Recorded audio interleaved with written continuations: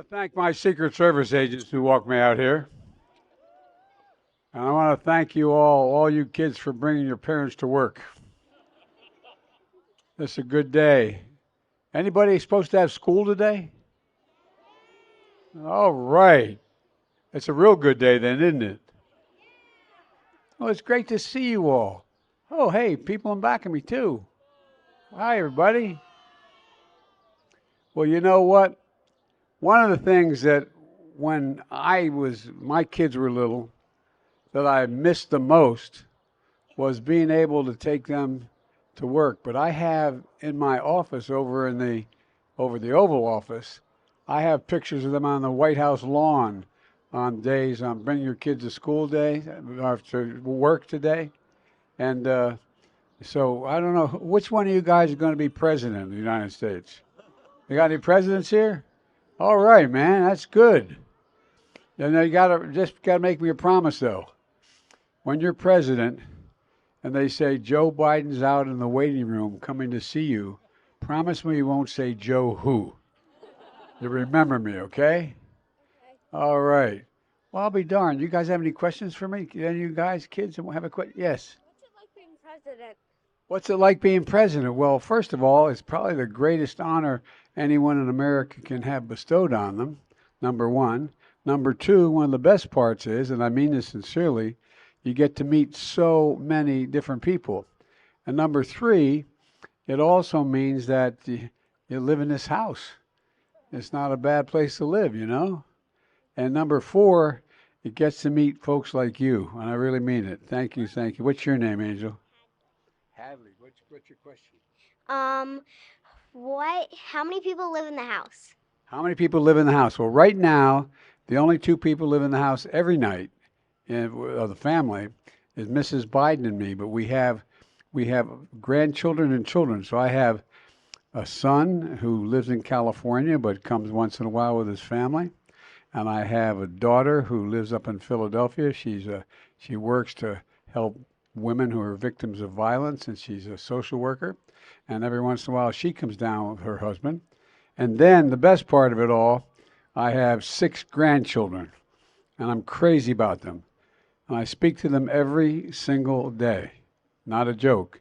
Matter of fact, I just got finished going through the calls, and only one of them answered the phone. But at least I got to leave a message. And my oldest granddaughter is named after one of my daughters who I lost in an accident a long time ago, and her name is Naomi. And then I have number 2, I have a daughter who works in the environmental movement, and her name is Finnegan, and named after my mom. And number 3, my granddaughter, I call her my All-American girl. She was a great little athlete, and she's about to graduate from college in about 2 weeks. And her name is the nickname we call her is Maisie. And then I have 2 other granddaughter who I just did get to speak to, and her name is Natalie, and she is a senior in high school, about to graduate and go off to college where her daddy went to school. And then I have a grandson who's going to be a senior in high school. And then now I have a new baby boy. He's 3.5 years old, and his daddy named him after his brother, my deceased son, and he's Bo Biden. So guess what? They're crazy about me because I pay so much attention to them. Anybody else have any questions? Yes, baby. What do you have? Oh, My name's Amelia, and y- where are your grandsons or granddaughters? we're okay. Her name is Amelia. She wants to know where my granddaughters are. One granddaughter lives in Pennsylvania, in Philadelphia. One granddaughter lives in New York. One granddaughter lives in Washington. One granddaughter lives in Wilmington, Delaware. And the other grandsons, my grandson lives in California. I left somebody out, didn't I? Anyway, Philadelphia, Wilmington, and I did say 5. You're right. So let me see. I got 1 in New York, 2 in Philadelphia, There's a three. No, three, because I got one granddaughter who is, I don't know. You're confusing me, but they're all around Wilmington, California, New York, and Philadelphia, the cities they live in. Yes, honey. I'm Saya, and I wanted to ask, why did you want to become the president? Why did I want to become the president? Well, when I was younger, 120 years ago, when I was younger, I was I lived in a state that it was very hard for African Americans to have a fair chance. It was segregated by law. And so as a high school student, I got involved in what's called the civil rights movement. And so one of the things that was happening in my state was we were trying to get people to run to fight for civil rights. And we are having trouble getting that many people to run when I started off. And they asked me to run, and I said I didn't want to. And then my sister, who's my best friend, my sister used to be 3 years younger than me. Now she's 20 years younger than me. We went to the same university. She graduated with honors. I graduated, but she managed my campaign. And so we ran in a district where my team, the team I belonged to, hadn't won. And so I said, okay, I'd run to be the good sport. But guess what? We won because of my sister. And next thing I know, one thing came after another. And then it turned out that I ended up being a senator for a long time. And then President Obama asked me to be his vice president. And then I ran for president 4 years later. Yes, honey. What's your favorite ice cream flavor? Now she's talking my language. What's my favorite ice cream flavor? I may be among the dullest presidents of the world because I'm known for two things: my Ray-Ban sunglasses and chocolate chip ice cream. That's my favorite. Down here. Yes, what's your question, honey? My question is, what makes you hopeful for the next generation of America? You. I said, what makes me hopeful for the next generation of Americans? The generation of Americans, from you guys to people all the way to the late 20s, is the most open, the least prejudiced, the best educated, and the most giving generation in American history. For real. Not a joke. And that's why I'm so hopeful. Because in America, we can do anything. Anything at all if we do it together for real. There's not a single thing we can't do. And what gives me the most hope is all of you guys, for real. And that's the God's truth. Anyway, yes. What's your favorite color? My favorite color is blue. Not because when I started off, it wasn't red and blue states. Everything was, anyway. But that's my favorite color. How did you become a president? I became a president by going asking people like your mommy and daddy, and I don't know your mommy and daddy, but asking them to look me over. I'd say, look me over. If you like what you see, help out. If not, vote for the other guy, but give me a look. And but I ran because I think America is not only the greatest nation in the world, but we can do more than any other nation to keep peace and help people going. I'm going to take two more. I'm getting myself in trouble here because your parents are saying, when's he going to stop? And my Secret Service agents, they're packing, so I got to be careful what they tell me. I'm going to go down this end for just a minute, okay? And then I'll finish up here. Okay? Hang on. Okay. The lady in pink. You. Me. Fire away. Hello. Okay. Um, what have you eaten for breakfast? And also, can I have a fist bump? You can have a fist bump. And I had a bacon and cheese on a croissant. Thank you. I'm gonna try that. I mean, bacon, scrambled egg and cheese on a croissant. That sounds very I forgot the scrambled egg. Yes, honey. Sure, you can have fist bump. You sure can. My name is Sophie. I was wondering what your biggest accomplishment so far in the White House has been. Well, I think the biggest accomplishment we've had so far is helping people be able to get health care and be able to afford health care. people need, your moms and dads and a lot of people need prescription drugs and need a prescription to stay healthy. I'll give you one example. Do you know anybody, any of you kids know anybody who has diabetes? Any kid you know? Well, guess what? It used to be when I came to office that to pay for the diabetes for a month, a lot of parents had to pay $300, $400, $500 a month. Well, I was able to change it. They don't have to pay more than they're not going to have to pay more than $35 a month for that. Those kinds of things. The other thing is, I think one of the biggest things is, and it's not complicated, but it is a little bit.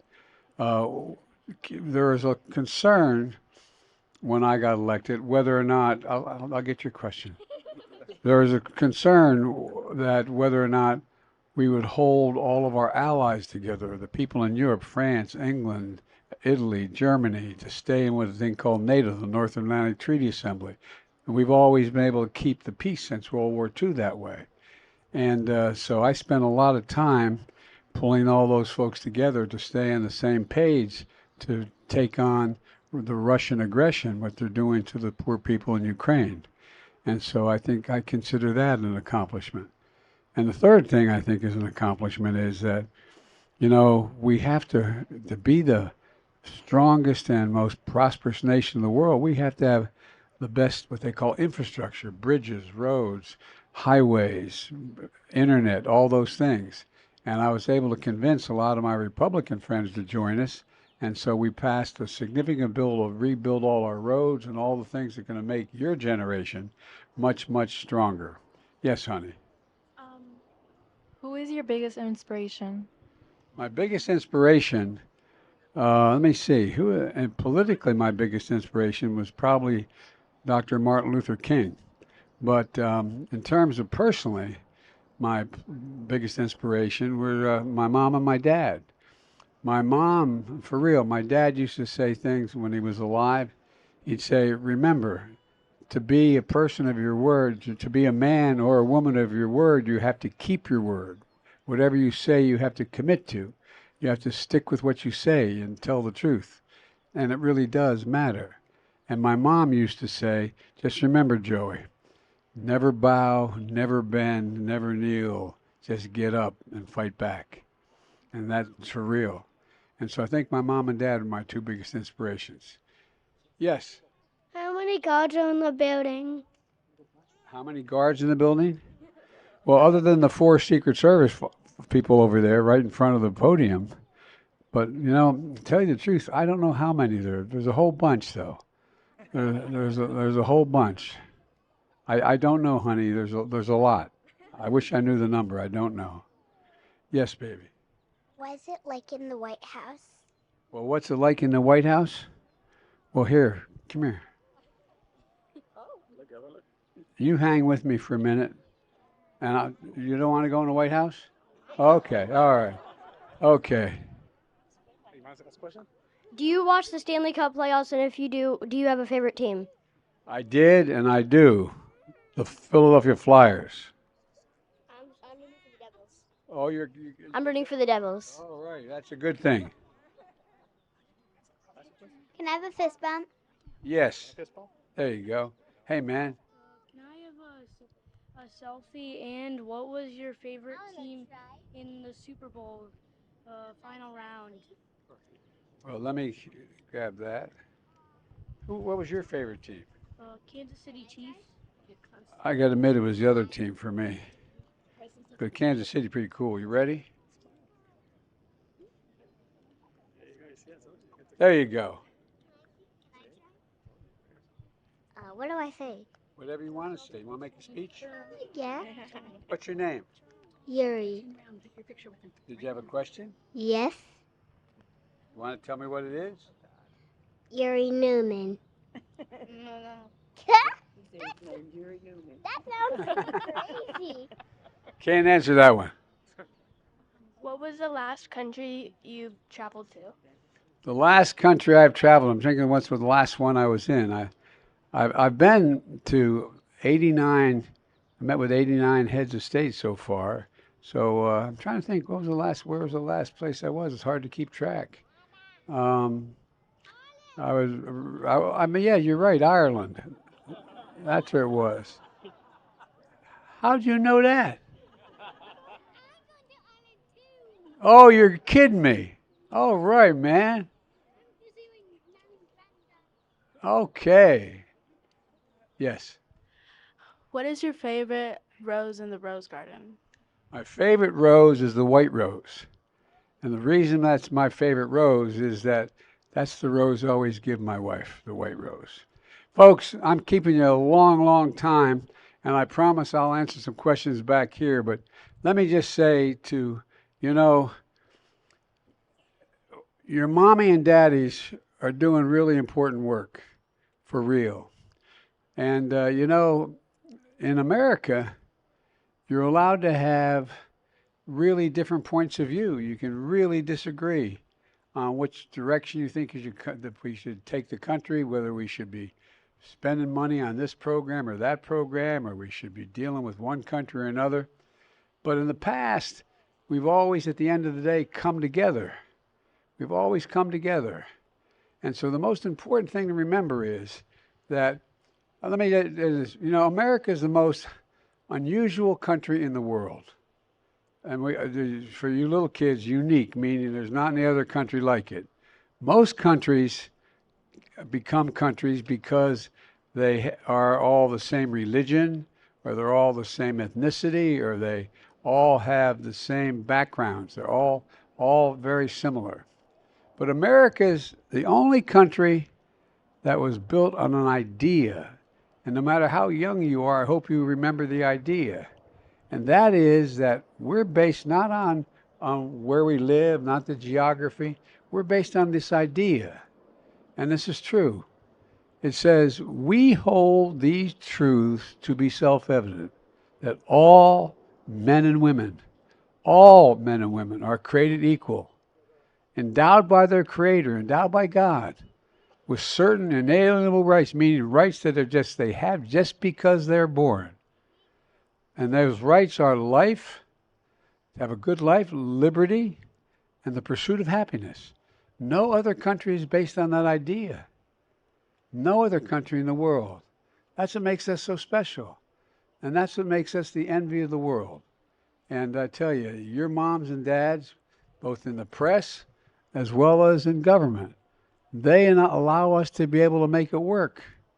We've never completely reached our goal, but we've never walked away from it. So remember, in America, you should be able to do anything. You can accomplish anything. And there's an awful lot of people who have become very, very, very consequential and done incredible things for America because we afford them access to an education. We afford them access to be able to do neat things. So thank you, thank you, thank you. I can see everybody's going, slow it up, Biden. We better get back to work. But thank you, thank you, thank you. I wish I could take more of your questions, but I'm going to say hi back here. Thank you. Thank you, thank you, thank you. Appreciate it. Hey guys, I didn't ask you guys ask me any questions. What do you?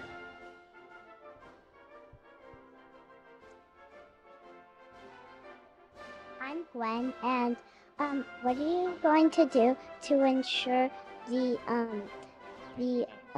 health care and money for the employees of the White House? What am I going to do to make sure we have health care for the employees of the White House? We're going to make sure that we tell the American people what we're doing and why if everybody paid their fair share in taxes, if the super wealthy, like regular people, paid their fair share, we could easily afford this. We have 1,000 billionaires in America. They only pay 8% of their taxes. Your moms and dad pay 20, 25% of their taxes. They don't make anywhere near that. So we just got to make sure everybody pays their fair share. And we can do all these things. We can do them well.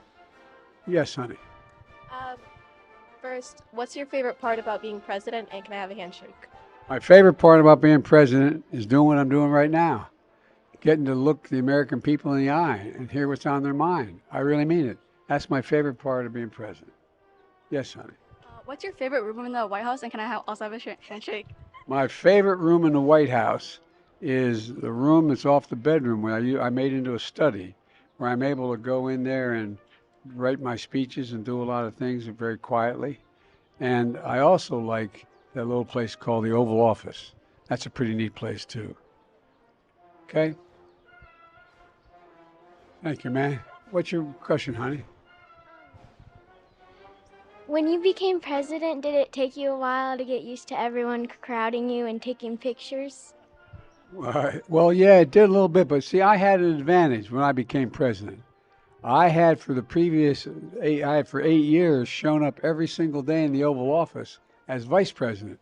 So I got used to being with Barack and being in that circumstance. So it wasn't like all of a sudden I was just in the national position, but it made it a little bit easier.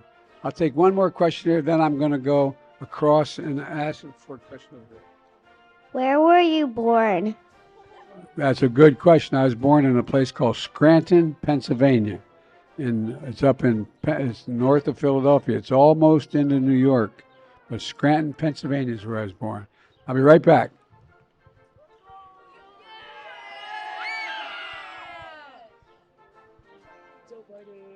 What do you do on a daily basis?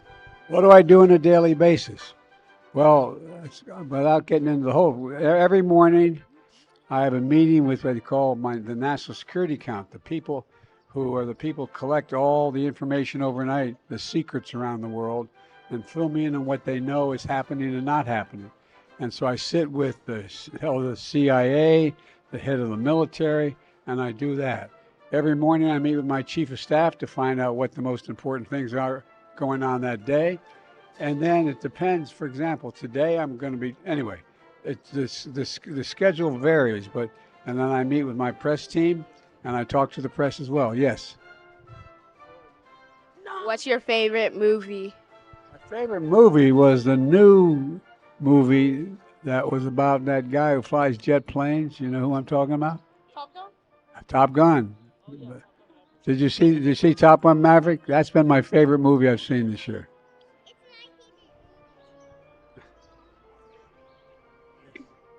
Can I please have a fist bump? Mr. President, I heard you have to get back to the Oval Office. What was that? Oh. Hi, how are you? Hi. What'd you say? I didn't hear you. I said I heard you had to get back to the Oval Office. And by the way, the one thing I thought when I got to be president, I'd get to give orders. But I take more orders than I ever did, and you're right, babe. What's your name? Kathleen. Kathleen, what a beautiful name. Kathleen's reminding me I've got to get back to the office. If I don't go, they're going to get the Secret Service working on me, so I'm going to be in trouble. Well, thank you all for taking the time. I appreciate it. Thank you. Thank you, thank you, thank you.